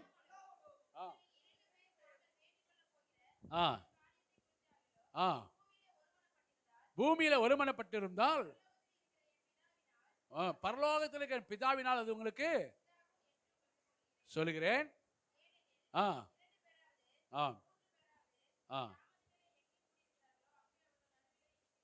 இருக்கிறேன் என்றார். இல்ல இருங்க, அதுக்கு முன்னாடி எவைகளை கட்டுவீர்களோ, பூலோகத்தில் எவைகளை கட்டுவீர்களோ அவைகள் பரலோகத்தில் கட்டப்பட்டிருக்கும், பூலோகத்தில் எவைகளை கட்ட அவிழ்க்கிறீர்களோ, அல்லேலூயா, ஸ்தோத்திரம், ஆமென். 18 வசனத்தை சொல்லுங்க. பூலோகத்தில், இந்த பூமியில் நீங்கள் எதிராக இருக்கிற கிராமத்தில் போய் நீங்கள் அங்கே போய், ஆமென், ஸ்தோத்திரம், எவைகளை கட்டுவீர்களோ அவைகள் கட்ட பரலோகத்திலும் கட்டப்படும். எவைகள் கட்ட அவிழ்க்கிறீர்களோ அது என்ன செய்யப்படும்? அப்படின்னா என்ன அர்த்தம்? பிசாசின் பிடினால கட்டப்பட்டிருக்கிற ஜனங்களை நம்ம என்ன செய்யணும்? இயேசு கிறிஸ்துவின் நாமத்தில் கட்ட அவிழ்க்கணும். அல்லேலூயா. அந்த அதிகாரத்தை யாருக்கு ஆண்டவர் கொடுத்துருக்காரு? யார் கொடுத்துருக்காரு? எனக்கு அந்த அதிகாரத்தை கொடுத்துருக்காரு. அல்லேலூயா. அந்த அதிகாரத்தை யார் கொடுத்துருக்காரு? எனக்கு. எல்லாரும் சொல்லுங்க, உனக்கு தான். உங்களுக்கெல்லாம் கிடையாது. அப்படியே ஒரு மாதிரி, நானா கட்ட அவிழ்க்கிறதா? நான் போய் ஜெபம் பண்ணி விடுதலை கிடைக்கிறதா? அதனால தான் ஆண்டவர் பூலோகத்தில் கட்டவிழ்க்கிற அதிகாரத்தை எனக்கு தந்திருக்கிறார். அல்லேலூயா. எனக்கு தந்திருக்கிறார். அதனால ஜெபம் பண்ணுனா அற்புதம் நடக்குது. அல்லேலூயா. வியாதிகள் சுகமாகுது. பிசாசின் பிடிதிலிருந்து விடுதலை கிடைக்குது. அல்லேலூயா. எனக்கு அந்த அதிகாரத்தை ஆண்டவர் கொடுத்திருக்கிறார். ஸ்தோத்திரம். அந்த நம்பிக்கை யாருக்குள்ளெல்லாம் இருக்குதோ அவங்க போய் அந்த வேலையை என்ன செய்யணும்? அந்த நம்பிக்கையிலாம் யாருமே வீட்டை விட்டு வெளியே போகிறதில்லை. ஸ்தோத்திரம். பாருங்க, ஆண்டவர் சொல்கிறார், நீங்கள் போங்க, கட்டுகளை அவிழ்த்து விடுங்கள், அவிழ்த்து விடுங்கள். பாவத்திலையும் சாபத்திலையும் பொல்லாப்புகளையும் இன்னைக்கு பிள்ளை சின்ன கட்டுகளை இருக்கிறாங்கல்ல, அவங்கள பாருங்க. பார்த்தோன்னே என்ன பண்ணுங்க? இயேசுவின் நாமத்தில் கட்ட அவிழ்க்கிறேன்னு சொல்லி நீங்கள் ஜோமனை கட்ட என்ன செய்யப்படும்? அவிழ்க்கப்படும். இப்போ ஜனங்கள் என்ன செய்வாங்க? விடுதலை ஆவார்கள். இப்போ யார் உள்ள இருப்பா? அந்த மனிதன் யாரை சுமக்க வேண்டியது? இயேசுவை சுமக்க வேண்டிய மனுஷன். நம்ம இங்கிருந்து ஜெபம் பண்றோம், ஆண்டவரே விடுதலாக்க விடுதலாக்க விடுதலாக்கணும். அவர் கட்டுக்களை அவிழ்த்து விடுவீராக ஆண்டவரே. ஆண்டவர் சொல்றார், ஏன் அதான் உன்கிட்ட கொடுத்து சொல்லிட்டு வந்திருக்கேன். உனக்கு அந்த அதிகாரத்தை உனக்கு போய் கட்ட அவிழ்க்க சொல்லி ஒன்றை தானே சொன்னேன். நீ என்ன அவிழ்க்க? இப்போ எல்லாரும் என்ன செய்யறாங்கன்னா, அவர் நம்மகிட்ட சொன்னார், இப்போ அவருக்கு வேலை வாங்குறது. இயேசுவே, இயேசு நாமத்தில் அந்த கட்டுக்களை அவிழ்த்து விடுங்க ஆண்டவரே. நாங்கள் என்ன பண்ணுறோம்? ஆண்டவர் பார்ப்பாரு. ஒன்றை தானே அந்த வார்த்தையை சொன்னேன். கிராமத்துக்கு போ, கட்ட அவிழ்த்து என்ன செய்ய கொண்டு வான்னு சொன்னேன்ல, நீ போய் அந்த வேலையை செய். நம்ம செய்யாமல் உட்காந்துட்டு வீட்டுக்குள்ளேயே உட்காந்துட்டு உடனே எப்படி சொல்லுவோம்? அந்த ரங்கத்தில் இருக்க பார்க்கிற பிதா எனக்கு வெளியரங்கமாய் பதில் கொடுப்பார் அப்படின்னு. அதுக்காக இன்னொருத்த வந்து என்ன செஞ்சிருவான்? வேற எங்கிட்ட இருந்து என்ன செய்வான்? ஒரு ஆள் வரும், கட்டை அவிழ்த்து கூட்டி, அவங்க நான் அவங்களுக்காக எவ்வளோ நாள் ஜெபம் பண்ணிருந்தேன், அவங்க பாஸ்டர் அவங்க திருமணம் சர்ச்சுக்கு போகிறாங்களாம். அது ஒரு ஆள் கட்டை அவிழ்த்து என்ன செஞ்சுட்டாச்சு? கொண்டு போயாச்சு. அவங்க அங்கே போகிறாங்க, இங்கே போகிறாங்க, அம்மா வந்தாங்க, கட்ட நீ செய்யலை, அதனால இன்னொரு ஆள் அதுக்குன்னு ஆயத்தமாக இருக்க கட்டை அவிழ்த்து கொண்டு போயிட்டாங்க. நமக்கு கொடுக்கப்பட்ட வேலையை நம்ம செய்யலை. இயேசு சொன்னார், நீ புறப்பட்டு போய் சகல ஜாதிக்கும் சீசராக்குன்னு சொன்னார். கிராமத்துக்கு போங்க, கட்டை அவிழ்த்து கொண்டு வாங்க. அது யாருக்கு தேவை பாருங்க. அந்த அந்த வசனத்தை அதையும் சொல்றாரு. போனோன்னே கட்டை அவிழ்த்தோன்னே ஒருத்தர் என்ன செய்வான்? வருவான். ஒரு ஆள் வருவான், கேட்பான், ஏய் எதுக்கு ஏன் கட்டை அவிழ்க்கிற கேட்டா என்ன சொல்லணும்? நீ கேட்டால் இது யாருக்கு தேவை? என் ஆண்டவருக்கு தேவை. நீங்கள் சுவிசேஷம் சொன்ன போனோன்னே எல்லாரும் வாங்கின வரவேற்பு கொடுத்து சவப்பு கம்பளம் விரிச்சு உங்களை கூப்பிட்டா சொல்ல போகிறாங்க. போனோன்னே உனக்கு என்ன, நீ என்ன மதம் மாத்திரியா, நீ விலைக்காரன்ட்ட பணத்தை வாங்கிட்டு வந்து என்ன செய்கிற சொல்றியான்னு சொல்லி கேட்பான். கேட்க தான் செய்வான். ஏன்னா அது பிசாசுக்குரியவன். ஆண்டவர் நம்ம சொன்னோம், இது ஆண்டவருக்கு தேவை. இந்த ஆத்மா என்ன செய்யணும்? ஆண்டவருக்கு தேவை. கர்த்தனை கொடுத்தன. அதனால அந்த பாரத்தோடு நம்ம ஜெபம், அவங்க ஆண்டவருக்கு தேவை. இவங்க பாவத்தில் இருக்கிறது தேவனுக்கு சித்தமா, இவங்க விடுதலை பெறணும். பிசாசின் போராட்டத்திலிருந்து விடுதலை பெறணும். மாந்திரிக கட்டிலிருந்து விடுதலை பெறணும். பில்லிசூனிய கட்டிலிருந்து விடுதலை பெறணும். செய்வனை கட்டிலிருந்து விடுதலை பெறணும். இவங்க தங்களை காயப்படுத்தி கொண்டு கீறி கொண்டு அவன் சொத்துறோம் நாளுக்கு நாள் துன்பப்பட்டு கொண்டு இருக்கிற தேவ சித்தம் அல்ல. இந்த ஆத்மா விளையாட பெற்ற ஆத்மா. அதை நான் என்ன செய்யணும்? வெற்றிப்படணும். அது ஆண்டவருக்கு எனக்கு தேவை. இது ஆண்டவருக்கு தேவை. அந்த வைராகத்தோடு போய் நம்ம ஜெபம் பண்ணும்போது அங்கே அற்புதம் நடக்கும். அப்போ என்ன செய்வாங்கன்னா, அவங்க ஆண்டவர் சமூகத்தில் வருவாங்க. ஆண்டவர் கொண்டு வந்தார். அது இயேசுவை சுமக்கிற மனிதனாக மாறுவார்கள். அல்லேலூயா. அப்புறம் இயேசுவை அந்த விடுதலை கிடைச்சிச்சுன்னா, இப்போ பாருங்க, நமக்கு விடுதலை கிடைச்சதுனால தான் இன்னைக்கு என்ன செய்கிறோம்? எப்போ பார்த்தாலும் ஏசு ஏசு ஏசுங்கிறோம். அல்லேலூயான்றோம், ஸ்தோத்திரம்னு சொல்கிறோம். அது பெறாதனால தான் இன்னும் பிசாசு பறந்து இருந்துகிட்டு இருக்காங்க. நம்ம பெற்றுக்கொண்டு இயேசுக்கு தேவை. அல்லேலூயா. அதுக்கப்புறம் இன்னும் 2 காரியத்தை நான் சொல்லி நான் முடிக்க போகிறேன். மத்தேயு எழுதின சுவிசேஷம் 21 அதிகாரத்தில் பார்த்தீங்கன்னா ஆண்டவர் என்ன செய்கிறாராம்? 12 வசனத்தை வாசிங்க. 21:12. ஆ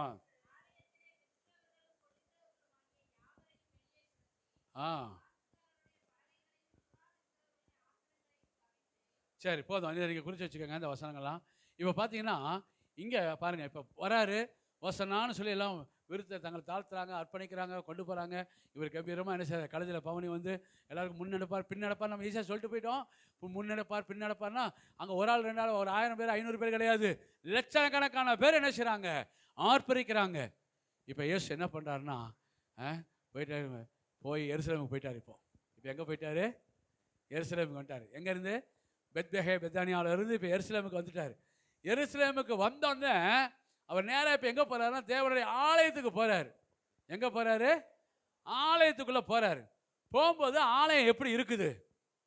ஆலயம் எப்படி இருக்குது? அழகாக பூசி வெள்ளை அடித்து நல்லா ஜோடிக்கப்பட்டு அப்படியே இயேசுவை வரவேற்கும் விதமாக இருந்துச்சு. அப்படியா இருந்துச்சு. என்ன நடக்குன்னா அந்த ஆலயத்தில் பார்த்தீங்கன்னா உள்ள நுழையும் போது அம்மா வாங்க, அக்கா வாங்க, என்கிட்ட வந்து அந்த புறா வாங்கிக்கோங்க, நான் வந்து என்ன ஜோடி 100 ரூபா. இன்னொரு ஆள் என்ன செய்யறாரு? மைக்கு போட்டு 3 புறா 100 ரூபான்னு ஒருத்தர் வித்துக்கிட்டு இருக்கான். ஒருத்தர் 2 புறா 100 ரூபா. ஒரு ஆள் இங்கே வா இங்கே வா இங்கே வா இங்கே வா, அங்கே மட்டும் போகிறீங்க, அந்த அவங்க கடையா, இந்த இதை கடையா தெரியல, இங்கே வா அப்படின்னு ஒரு ஆள் போய் கையை பிடிச்சி இழுத்துருவாங்க. நீங்கள் இதை மதுரையில் பார்த்தீங்கன்னா நகைக்கடை வீதியில் போயிருக்கீங்களா? பாஸ்ட் எதுக்கு அங்கே போனார் அப்படின்னு இன்றைக்கி சொல்ல, நான் சொல்கிறது 30 வருஷத்துக்கு முன்னாடி.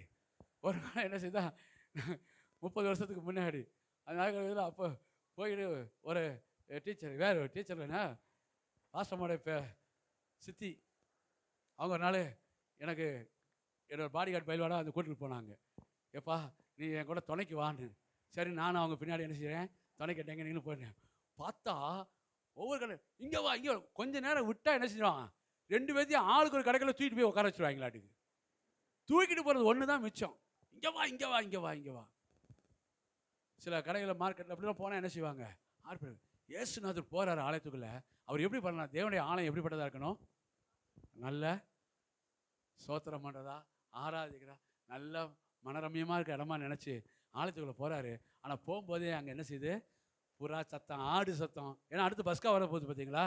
அதனால் அங்கே ஒரே ஆட்டுச்சந்தை மாட்டுச்சந்தை போட்டு உட்காந்து விற்றுக்கிட்டு கூறுனால்னா 3 எடுத்தா 100 ரூபான்னு சொல்லி அங்கங்கே சத்தம் கியாக்கியான்னு சத்தம் கேட்டுகிட்டே இருக்குது. தேவாலயத்துக்கு போனவருக்கு என்ன செஞ்சுட்டு பயங்கர கோபம். ஆலயம் ஆண்டு அதான் அவர் சொல்கிறாரு, இந்த ஜப ஆலயம் இது யாருடைய வீடு? என்னுடைய வீடு, சகல ஜனங்களுக்கும் ஜப வீடு. இந்த ஜப வீடை ஒருத்தர் கெடுக்கிறான்னா நான் சும்மா இருக்க மாட்டேன்னு போய் என்ன பண்ணேன்னா சவுக்கை உண்டு பண்ணார். சவுக்கை உண்டு பண்ணோன்னா இப்போ உள்ள இந்த ஒருத்தர் காட்டிட்டு அந்த சவுக்கு நினைக்காதீங்க. பஞ்சு நாள் அன்றைக்கி உண்மையாகவே என்ன செய்யுது? அடித்து ஒவ்வொருத்தனையும் வெளுத்தா இருப்பாருங்க. கறி கடை போட்டவன், காய்கறி கடை போட்டவன், அங்கே இருக்கிற பாவ சங்கீர்த்தனை மன்னிப்பு கடிதம் விற்றவன், அத்தனை பேர்த்தையும் அடித்து குருத்தோலையை விற்றவன் அடித்து என்ன பண்ணார்? எல்லாத்தையும் தூக்கி வெளில போட்டு காசுக்காரோட பலகையெல்லாம் கவுத்துட்டு மரியாதையாக, நம்ம பாணியில் சொல்கிறேன், அப்படி சொல்லலை, நான் திரும்பி பார்க்கும்போது என்ன செய்யக்கூடாது? ஒருத்தனுங்க இருக்கக்கூடாது, இருந்தீங்க தொலைச்சிருவேன் அப்படின்னு சொல்லி அவர் என்ன பண்ணார்னா சொன்னப்பா எல்லாம் என்ன பண்ணாங்க? அதாவது என்ன இதில் அர்த்தம் என்னன்னா, தேவனுடைய ஆலயம், தேவன் தங்குற வாசஸ்தலம், அது சுத்திகரிக்கப்பட்டதாக இருக்கணும். அல்லேலூயா. அது அசுத்தம் நிறைந்ததாக இருக்கக்கூடாது. அதுதான் ஆண்டவர் இருந்தார். இன்றைக்கி புதிய ஏற்பாட்டில் நீங்கள் கொரிந்து சபைக்கு பவுல் சொல்லும்போது சொல்கிறாரு, அந்த ஆலயம் எது அப்படின்னா எருசலேமுக்கு தேவ ஆலயம் அன்றைக்கி சொல்லப்பட்டது. அந்த தேவனுடைய ஆலயம் எது? எது? ஆண்டவர் சொல்கிறார், நீங்களே அந்த ஆலயம். அதை வாசிக்கிறோம் ஒவ்வொருவரும். அந்த ஆலயம், நம்ம ஆலயம் எப்படி இருக்கணும்னா சுத்திகரிப்பு உள்ளதாக இருக்கணும். அல்லேலூயா சொல்லுங்கள். தேவனுடைய ஆலயம் எப்படி இருக்கணும்? சுத்தம் உள்ளதாக இருக்கணும். அசுசி நிறைந்ததாக இருக்கக்கூடாது. ஆமேன். எப்போ பார்த்தாலும் என்ன செய்யக்கூடாது? கல்லாப்பட்டி நிறைஞ்சிருக்க காசுக்காரனாக இருக்கக்கூடாது. தேவனுடைய ஆலயம், நம்ம தேவனுடைய நாமத்தை சுமக்கிற நாம எப்போ என்ன பண்ணக்கூடாது? ஆமாம், எதாவது விற்கிறது, கொள்வது, ஏமாத்துறது, இந்த மாதிரி என்ன செய்யக்கூடாது? இதில் துதியும் ஸ்தோத்திரமும் நிறைந்திருக்க வேண்டும். அல்லேலூயா. தேவனை ஆராதிக்கிறதாக இருக்கணும். கர்த்தர் நாமத்தை மகிமைப்படுத்ததாக இருக்கணும். ஆண்டவர் வாசஸ்தல வாசம் பண்ணுகிற இடமாக இருக்கணும். ஆண்டவர் சொல்றாரு, இதோ ஒரு பக்கம் ஒரு பக்கம் சொல்லியிருக்காரு ஆண்டவர் ஜென்டில்மேன் சொல்லி ஏற்கனவே நான் சொல்லியிருக்கேன். அவர் என்ன செய்ய மாட்டார், டமால்னு கதவை திறந்து உள்ளே வரமாட்டார். வாசப்படி நின்று கதவை தட்டுறேன், சத்தத்தை கேட்டு திறந்தால் வருவேன் அப்படின்னு சொல்கிறாரு. ஆனால் இன்னொரு பக்கம் ஆண்டவர் எப்படின்னா, அவருக்கு தெரியும் நம்ம இருதயம் எப்படிப்பட்டதாக இருக்குன்னு. நம்ம இருதயம் திருக்குள்ளதாகவும் கேடுள்ளதாகவும் என்ன செய்யக்கூடாது, இருக்கக்கூடாது. மாம்சத்தின் கிரியைகள் வெளியிறக்கமாக இருக்கணும். அவ யாவன அப்படின்னு சொல்லி கலாத்தியர் 5ஆம் அதிகாரத்தில் 19ஆம் வசனத்தில் ஒரு பட்டியல் போடப்பட்டிருக்குது. இந்த பட்டியல் உள்ள என்ன செய்யக்கூடாது இருக்கு. ஆண்டவர் பார்க்கும்போது அது சுத்திகரிக்கப்பட்டதாக இருக்கணும். நமக்குள்ள வைராக்கியம் இருக்கக்கூடாது, பகமை இருக்கக்கூடாது, பொறாமை இருக்கக்கூடாது, கோபம் இருக்கக்கூடாது, எரிச்சல் இருக்கக்கூடாது, மூர்க்கத்தனங்கள் இருக்கக்கூடாது, வைராக்கியங்கள் இருக்கக்கூடாது. அவன் சோத்திரம் பிள்ளை சுனியங்கள் இருக்கக்கூடாது. அவன் களியாட்டுகள் இருக்கக்கூடாது. அவன் சோத்திரம் காம விகாரங்கள் இருக்கக்கூடாது, விபச்சாரம் இருக்கக்கூடாது, வேசித்தனங்கள் இருக்கக்கூடாது. அவன் சோத்திரம் இப்படிப்பட்ட அசுத்த கிரியைகள் அசுத்தங்கள் நம்ம வாழ்க்கையில் என்ன பண்ணக்கூடாது, இருதயத்தில் இருக்கக்கூடாது. ஸ்தோத்திரம். நீங்கள் அதை போய் வீட்டில் உட்காந்து படிங்க. கலாத்தியர் 5ஆம் அதிகாரம் 19ஆம் வசனத்தில் நேற்று ஞானஸ்நானம் எடுத்தவங்களுக்கு அந்த பகுதியை நீங்கள் குறித்து கொடுத்துருக்குறேன். நீங்கள் படிச்சுட்டு வாங்கன்னு சொல்லி அதில் என்னென்ன போட்டிருக்குன்னு ஏதாவது என்ன செய்யக்கூடாது, அது பாட்டு ஒரு ஓரஞ்சாரமாக இருக்கட்டும்னு நினச்சி எங்கிட்டாவது கொண்டு வைக்கக்கூடாது. பகை கோபம் எத்தனை தடவை வசனம் கேட்டாலும் இன்னும் என்ன செய்யுது, மனம் திரும்பாத ஒரு சூழ்நிலைமை, இன்னும் இயேசு மேலே நம்பிக்கை இல்லாத ஒரு சூழ்நிலைமை, இன்னும் அந்த பாவ கிரியை உள்ள இருந்துகிட்டே இருக்கு. பெரிய அளவில் விபச்சாரம் இல்லை, வேசித்தனம் இல்லை, மனம் திரும்பி அதில் சுத்தம் அதெல்லாம் இல்லை, சில காம விகாரங்கள் இல்லை, பில்லி சுனியம் இல்லை.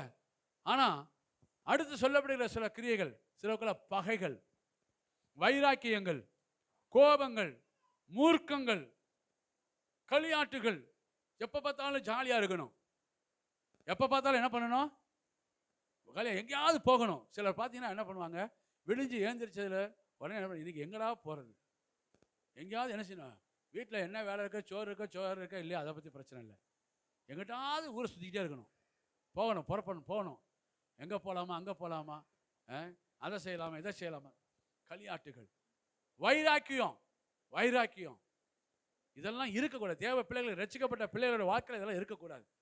ஞானஸ்தானத்துக்கு முன்னாடியே இதெல்லாம் இருக்கக்கூடாதுன்னு சொல்லி நம்ம போதிக்கிறோம்.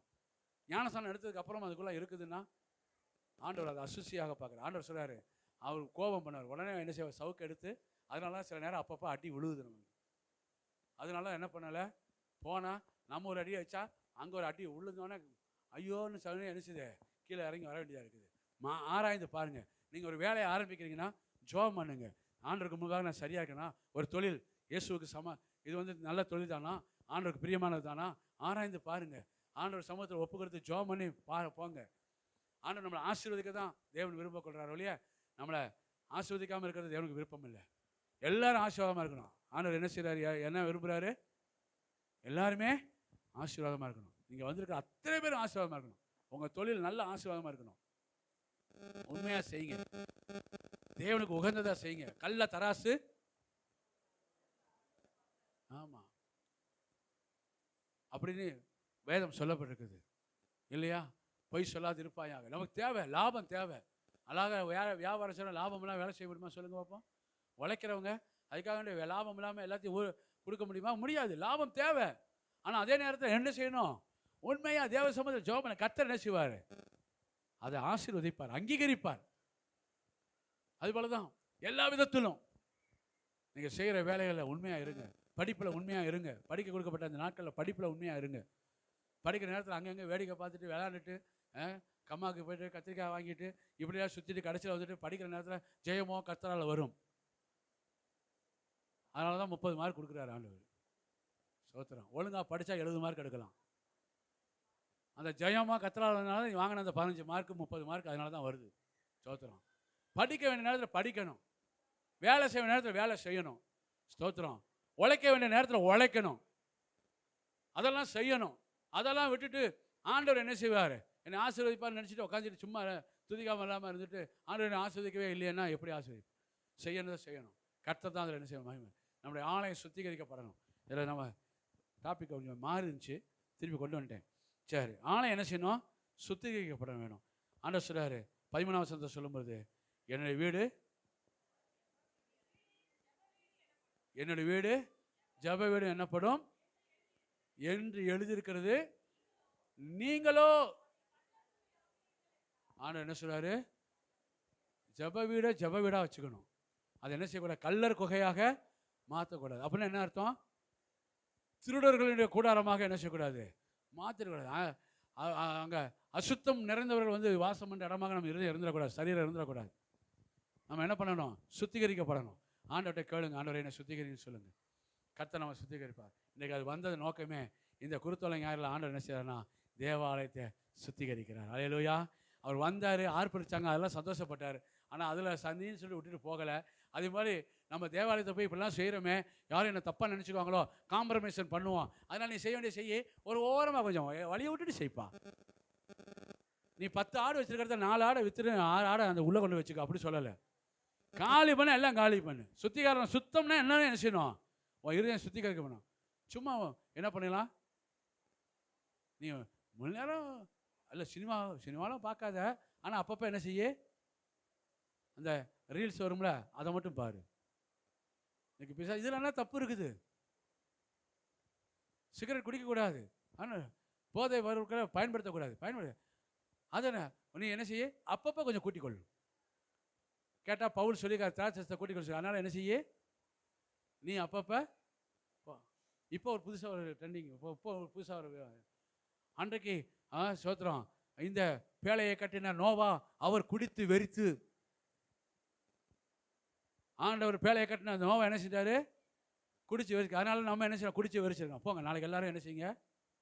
ஈஸ்டருக்கு கறி வாங்கிட்டு தண்ணி அடித்து பிடிச்சி வெறித்து அப்படின்னு ஆண்டவர் பார்த்தா. அன்னைக்கு இது மாதிரி சும்மா நமக்கு ஏற்ற மாதிரி என்ன செய்யக்கூடாது? அதுக்கு வசதிக்கு ஏற்ற மாதிரி வசனத்தை திருப்பிக்கக்கூடாது. அல்லேலூயா. சுத்திகரிப்புனா சுத்திகரிக்கணும். ஆமென். சுத்தமாக இருந்தால் சுத்தமாக இருக்கணும். ஆண்டவருக்கு நீ வேறு பிரிக்கப்பட்டவன். என்னுடைய ஜனம் அது அந்த ஒரு வசனத்தை மட்டும் நீங்கள் வாசித்து இல்லாமல் என்னாகமத்தில் இவர்கள் ஜாதிகளோட கலவாதிருப்பார்கள் அப்படின்னு சொல்லி ஒரு வசனம் பிழையாமுக்கு சொல்லுவாங்க. பிழையாம சொல்லும்போது சொல்கிறார்கள, நேற்று ஞானஸ்தானத்துக்கு வந்தவங்களுக்கு அந்த வசனத்தை குறித்து கொடுத்தனே, ஞாபகம் இருக்குதா? என்னாகமம் 12ஆம் அதிகாரமா? 12ஆம் அதிகாரத்தில் நினைக்கிறேன்.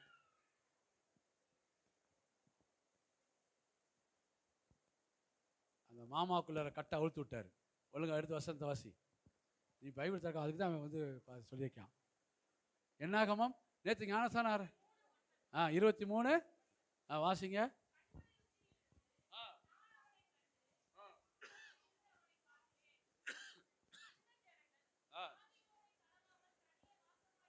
அந்த ஜனங்கள் ஜாதிகளோட கலவாமல் தனியே. எந்த ஜனங்கள்? உங்களையும் என்னையும் பார்த்து ஆண்டவர் சொல்றாரு. அல்லேலூயா. உங்களையும் என்னையும் பார்த்து ஆண்டவர் சொல்றாரு. இந்த ஜனங்கள் ஜாதிகளோட கலவாமல் தனியே என்ன செய்வாங்க? வாசம் பண்ணுவார்கள். அவங்களுக்கு நமக்கு ஒரு வித்தியாசம் உண்டு. அல்லேலூயா. அவங்க செய்யலாம், அநியாயம் செய்யலாம், அக்கிரமம் செய்யலாம், ஏமாற்றலாம், கொள்ளையடிக்கலாம், என்ன வேணாலும் பண்ணிட்டு போட்டோம். ஆனால் நான் ஆண்டவரை பிள்ளை. நீங்கள் கொஞ்சத்தில் உண்மையாக இருங்க. கர்த்தர் உங்களை அநேகத்துக்கு அதிகாரியாக வைப்பார். அல்லேலூயா. எத்தனை தூரத்தை என்ன இருந்தாலும் உங்களை தேடி ஆட்கள் கொண்டு வருவார். அல்லேலூயா. அதனால் நம்ம யாரும் என்ன செய்ய வேண்டியதில்லை, ஏமாத்தணும் இல்லை.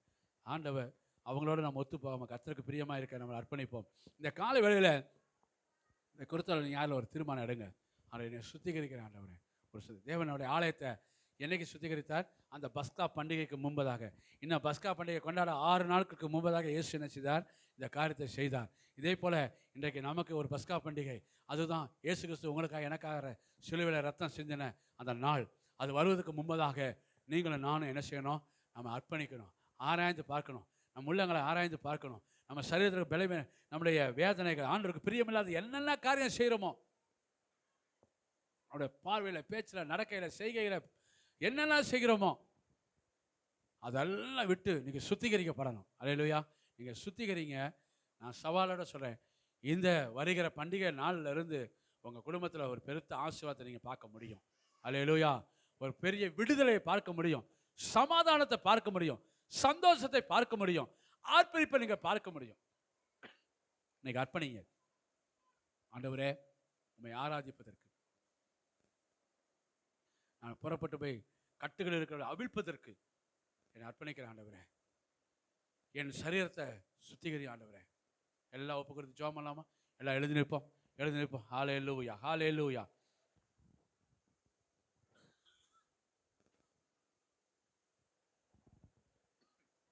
ஆவியானவரே, எல்லாரும்